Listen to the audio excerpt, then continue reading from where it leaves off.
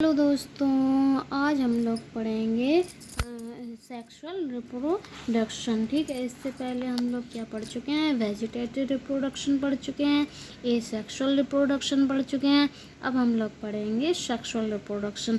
ठीक है, जो कि आज का हमारा लास्ट रिप्रोडक्शन होगा। ठीक है, तो सेक्सुअल रिप्रोडक्शन में जैसा कि नाम से ही स्पष्ट है कि सेक्सुअल यानी कि इसमें सेक्सुअल जो पार्ट हो गए ऑर्गेनिज्म के वो पार्टिसिपेट करेंगे। ठीक है, तो सेक्सुअल रिप्रोडक्शन हम लोग किसे कहते हैं कि जिस रिप्रोडक्शन में मेल एंड प्लस फीमेल के सेक्सुअल पार्ट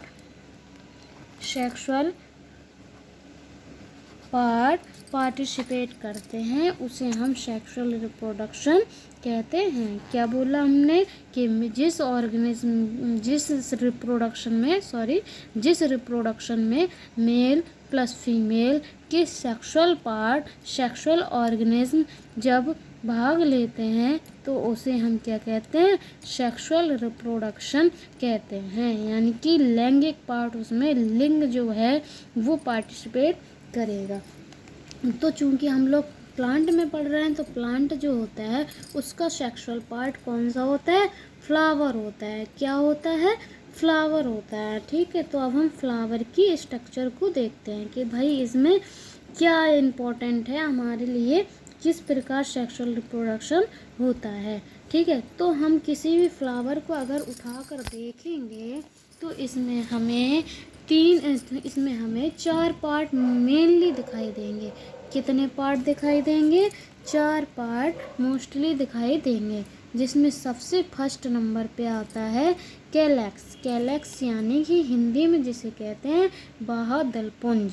ठीक है, कैलेक्स जो कि आप लोगों ने देखा होगा ग्रीन कलर का जो पार्ट होता है, जैसे कि आपने कनेर में देखा होगा छोटी सी पत्ती समान संरचना होती है, उसे हम कैलेक्स कहते हैं।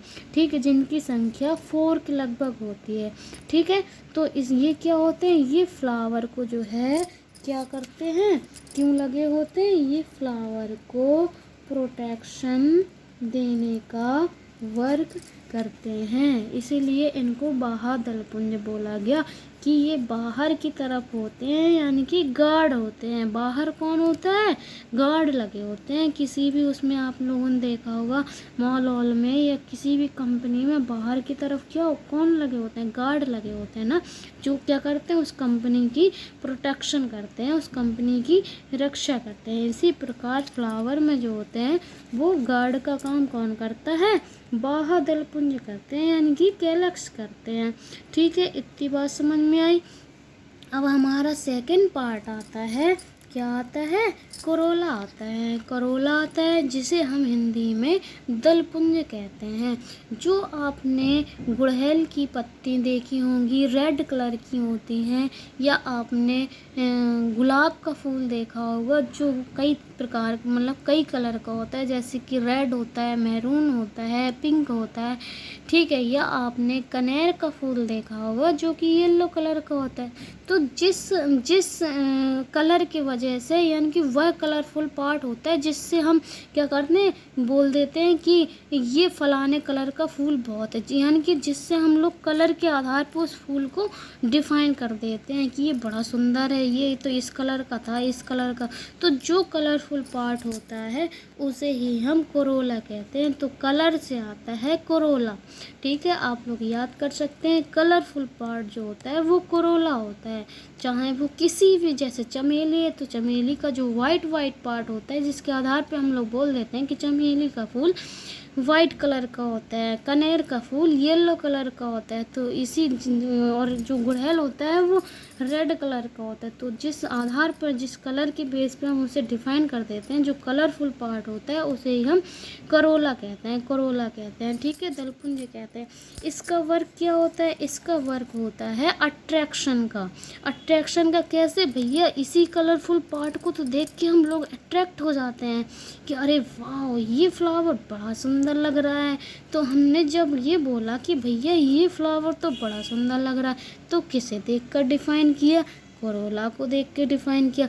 तो इसका कार्य होता है अट्रैक्शन का। इसी प्रकार जो कीट पतंगे होते हैं जो कीट पतंगे होते हैं वो क्या करते हैं, वो इसी को पार्ट को देख के अट्रैक्ट हो जाते हैं। ठीक है, उनको दूर से दिखाई दे जाता है कि भैया यहाँ पे कोई बढ़िया सा फ्लावर लगा हुआ है।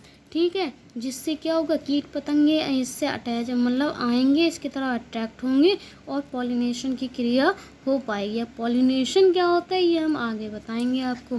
ठीक है, थर्ड पार्ट आता है आपका एंड्रोशियम। एंड्रोशियम क्या होता है, यानी कि इसको बोलते हैं पुमंग।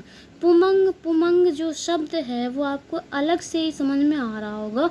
पुमंग यानी कि मेल पार्ट है। पुमंग से मान लो कोई उमंग, उमंग नाम रख लेता है, लड़के का ही तो नाम होता है उमंग। तो उमंग हो, पुमंग हो या पंकज हो, ये सारे नाम क्या है, मेल के हैं ना। तो ये वाला जो पार्ट होता है ये आपको दिख रहा है, ये ब्लू कलर का, ये आपका मेल पार्ट होता है। कौन सा पार्ट होता है, मेल पार्ट होता है। ठीक है, जिसे एंड्रोशियम कहते हैं। इसमें क्या बनते हैं, इसमें ही तो पूरी कहानी होती है। इसमें क्या बनते हैं भैया, तो इसमें बनते हैं पोलन ग्रेन। ठीक है, जो कि मेल गैमीट होते हैं। ठीक है, अब फोर्थ पार्ट हमारा आता है फ्लावर का, जयांग। जयांग यानी कि गाइनोशियम।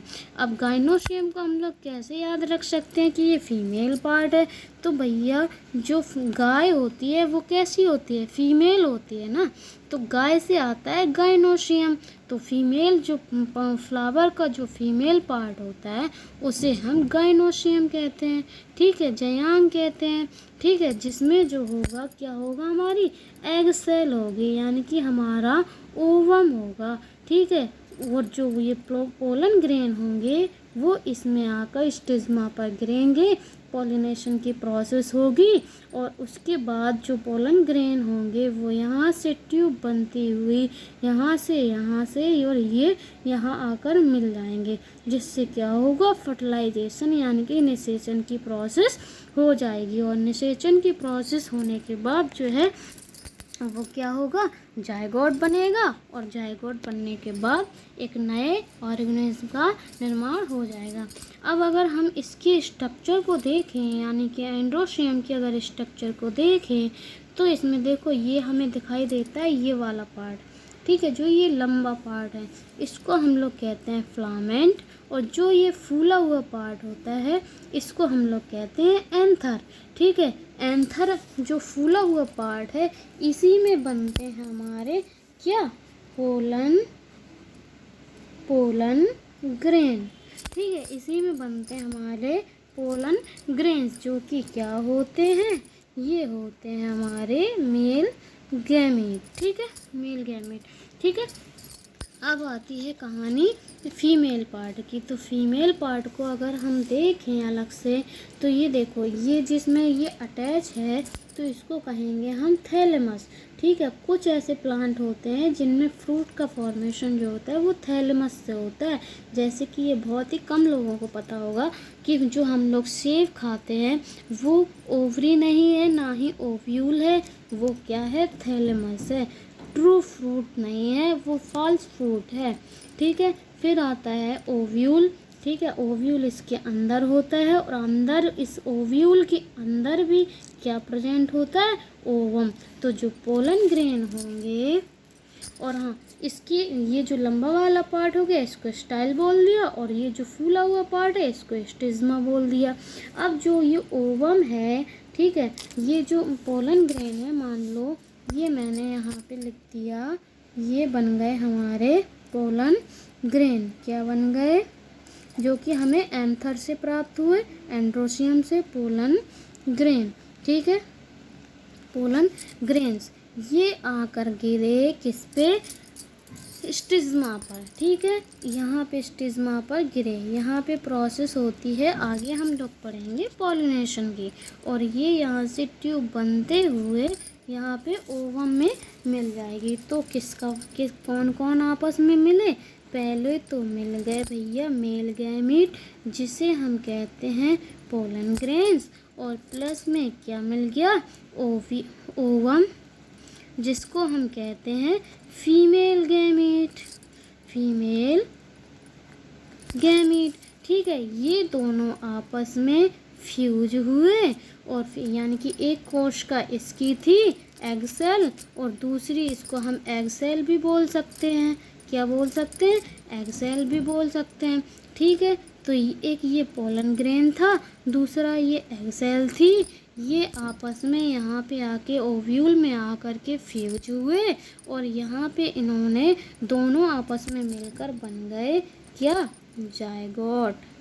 तो ये क्या हो गया? जायगोट बनकर तैयार हो गया। अब यही जायगोट जो है वो समसूत्री विभाजन करेगा और एक सेल से दो सेल, दो से चार सेल, चार से आठ सेल, आठ से 12 सेल, इस प्रकार डिवाइड होकर एक पूरे प्लांट का फॉर्मेशन हो जाएगा। प्लांट का फॉर्मेशन हो जाएगा। ठीक है, जैसे कि अरे सीधी सी बात है, जायगोट बनेगा, जायगोट से फिर बीज बनेगा और बीज से उस बीज को हम लोग ज़मीन में बो देंगे।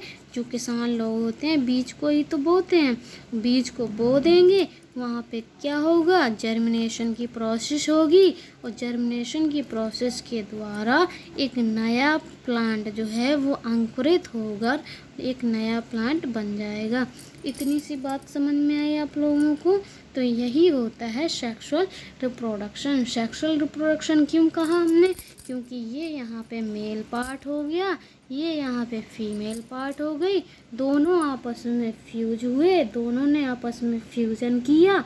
ठीक है, उसके बाद बना जायगोट, जायगोट में समसूत्री विभाजन हुआ और विभाजन होकर एक बीज बन गया। क्या बन गया? बीज बन गया और बीज को जब किसान ने खेत में बोया तो एक नया प्लांट बनकर तैयार हो गया। ये वाली कहानी आती है सेक्सुअल रिप्रोडक्शन की। अब अगर हम इसके लाभ देखें कि इसके लाभ क्या होते हैं तो सीधी सी बात है भैया कि यहाँ पे जो मेल गैमीट होता है, यानी कि जो मेल गैमीट होता है और जो फीमेल गैमीट होती है, यानी कि यहाँ पोलन ग्रेन, यहाँ पे एग सेल, उनमें क्या होता है भैया? उनमें होता है अर्धसूत्री विभाजन। कौन सा विभाजन होता है? अर्धसूत्री विभाजन, जिसके कारण जो होती है गुणसूत्र की संख्या जो है वो कितनी रह जाती है?